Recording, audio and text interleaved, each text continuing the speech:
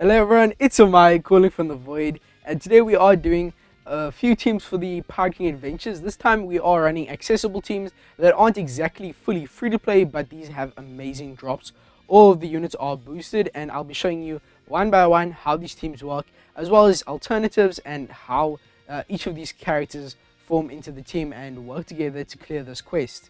So these teams do work from level 1 all the way up to level 79, where after that they will become obsolete because the gimmicks get a bit hectic after that. But either way, I'll be running with the Bandai friend captain.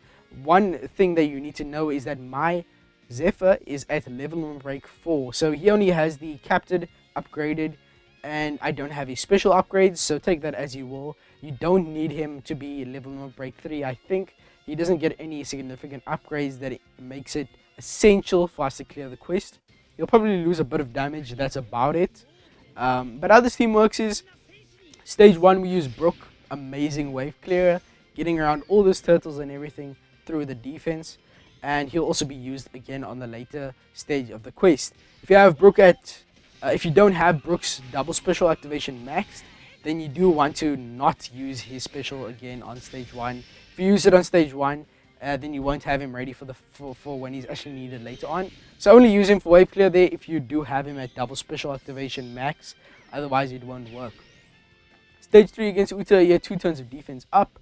We will use Luffy special as well as Zephyr. So Luffy to get around the defense up, and then Zephyr to just give us some matching orbs and to give us an attack boost and tap timing damage, which is a very old effect that's being resurfaced again, very interesting. But here we can kill very easily, and our Sai units are going to be the main damage dealers on the final stage. Besides Brook, Brook is not a shooter unit, meaning he's not boosted by Zephyr, but our Usopp and our Frankie are going to be hitting like trucks on the final stage. What's kind of stupid is that these UTA stages are dex units, meaning it's hard to balance the damage on the team. Stage 4, we have rally support to get around the 2 turns of Despair and Bind. Make sure you have max sockets, otherwise the team will not work. Then we'll use Brook, make sure he's at level number break 5 to get around the threshold. However, it's only 2 turns, so I don't think you actually need that. Just make sure he's at max double special activation. Then Usopp to lock our orbs as well as give us a chain boost. And with that we can just kill. We have matching orbs on our Sai units from the stage 3 special of Zephyr, and then on the final stage we can use Zephyr again for matching orbs again, as well as an attack boost and a tap timing damage. Remember, we still have the chain boost from Usopp that will allow us to get around the chain attack down, and then we also have a color affinity from Frankie. Frankie will also allow us to get around the defense up and the damage reduction. Once again, Frankie does not need level number 5 since it is only 3 turns of the defensive effects. That's about it for this team. Just tap on your units, making sure you have your chain attack down banished before you actually attack on your strong Sai units. And with that, we can very easily clear. The drop rate is very good on this team since Zephyr is a very high booster in this piece of content. Let's take a look at how many drops we get. 4 initial drops and then 3 extra, which is a pretty decent amount. And let's get into the next team, which uses the super evolution of Whitebeard Marco, which debuted last month. Oh yeah, side note, pick up Zoro's Sake if you do want to. Make sure you get to level 150 as fast as possible. But I know a lot of people do prefer to farm their turtles on the lower difficulty, which is a very nice strat. But for me, I just go balls deep straight into the final level and then just farm there. But that's just me. Picking up Zoro's Sake allows me to get that much easier. Some other good ones are the Usopp's one, which is going to allow you to reduce the enemy's HP by 1%. So if you want to get to level 150 but lack the units, then it's a nice option to just get a one-time clear by reducing the enemy's HP by 40%. Besides that, also want to pick up Usopp's statues because he is going to boost our Sai stats, which is the most important type since the final stage of UTA is going to be an int unit. So make sure you are picking up Usopp's statues. And then in terms of the items, you can always pick up either Nami or Luffy to get more drops, or you can pick up Sanji or Usopp to make the damage a bit higher and kill level 150 easier. So that's just my personal opinion. But yeah, you can do whatever you want. That's just what I always do.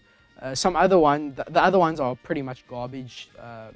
Yeah, the main ones, Zoro, Usopp, and then Nami and Luffy. Sanji is not a terrible option either. But the next team here is going to be a Whitebeard Marco team. We have Rayleigh support on Luffy once again. These teams are very diverse, but unfortunately that Luffy we are using on both of these teams, he was a character handed out for free last month. So if you aren't a new player that just joined the game, you should have him regardless. But he definitely is replaceable if you don't have him. So ask me if you don't, and I will help you in the comments down below, as always. But here, once again, we have Whitebeard and Marco at level number break 3. So nothing too crazy non-maxed, but once again, you shouldn't need level number break 3 even, because the damage is just going to be a bit lower. But besides that, the team works exactly the same. Yeah, we can just auto it. Stage 1 and 2, we don't have wave clear.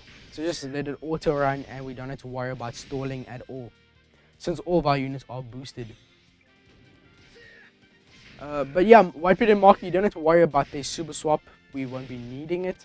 I guess when you're very close to 79 and your damage is very low, then it might be a good option to get those ready, especially if your Whitebeard Marco isn't at a high level number break. So if they don't have the upgraded captain, then I would recommend stalling for the super swaps. But at first test out the damage, it might be enough regardless. We are also going to use a Whitebeard and Marco special here for matching orbs, and a base attack boost which goes well with the chain boost and defense down from UTA. From there we can just kill. Stage 3 is a breeze in terms of the damage, also considering we give the enemy resistance down with our taps of Whitebeard and Marco. UTA here is another Dex character. The Dex units pain me, bro. Why are they here? But either way, we have Luffy, who is a strength character, but the thing is, I don't think he's boosted by the captain effect of Whitebeard and Marco, so that's kind of shitty, but it's fine. And then here we'll use the special of Zoro for a 3-turn orb boost, and also getting rid of the enemy's threshold. From here, just kill. We have matching orb still from the last stage, and the damage might be a bit tight here, but you can always add supports onto Zoro if you do need more damage. So like color affinity supports or attack boosting supports, or even chain boosters. So there's definitely a lot of options. You could also use Whitebeard and Marco there, but I definitely prefer using them on the final stage where the damage is more required. Okay, so yeah, we are going to swap Whitebeard and Marco to their Psy form, use their special, and then we can activate all the other specials. We'll have a chain boost from UTA, that's why we're keeping her for the final stage. That will allow us to get around the chain attack down very easily. We have Katakuri getting us around the enemy's defense up. Then finally Luffy for the enemy's damage reduction, and also the Rayleigh support. And from there, just kill. We are going to hit through the attack down, and that is wraps. Very, very easy team. But slow, considering we don't have wave clear, but it is no stall. I did mess up a bit with my tap timing in the last team, which made it seem a bit slower, but both of these teams are no stall. Same goes for the last one, which I will show you in a moment. So let's get into the final video of the team, and then we can wrap up. Make sure you hit the like and subscribe button if you do find any of these teams helpful, as it does support the channel a lot and helps us get closer to the subscriber goal of 2,000. We are on the way, and I am not going to relax until we get this channel to 10,000 subscribers. So very excited for all that. But Parking Adventures, I will also upload teams for level up to 100, and then after that level 150 teams. So I'm just going to gradually work my way up so that you guys can also play Parking Adventures with me, and we can get to level 150 with very there's no need to rush for Parking Adventures. So I think these teams are going to be very helpful for some of you that are farming on the lower levels. Go check out my Marco team, which I have, which is a very good option if you are farming at level below 80. It is a bit lower points, drop rate, because Marco is not a boosted character. Momo is a better alternative because of the fact that he is a boosted character and you get more drops. But Marco is a really fast wave clear, and also he's a lot more accessible, so that's why I had that team up. Also, I don't have Momo, so I can't do that even if I wanted to. But that team is still very high in drops. Go check that out. And I think it's a great speed farming option if you also want XP. But let's get into the final team of the video, which uses Psy free-to-play Luffy. And I think this is actually the first fully free-to-play team, so I'm very excited. Let's do this. Okay, for the last team, we are just regurgitating all these Psy Straw Hats onto one team with Rayleigh support once again. And also, look at my side free-to-play Straw Hats, all 150, all expanded, all 540 candy, bro. It looks so clean, but like, you guys should also have this because these guys are amazing free-to-play characters. The best free-to-play team in the game, hands down. Definitely should max these guys out. But anyways, Rayleigh support is not required. There's many different replacement options. Also, you don't need level limit break 5 for I think anyone on this team. So just keep that in mind. Don't worry about going to throw all of your resources into these units right now because of this team alone.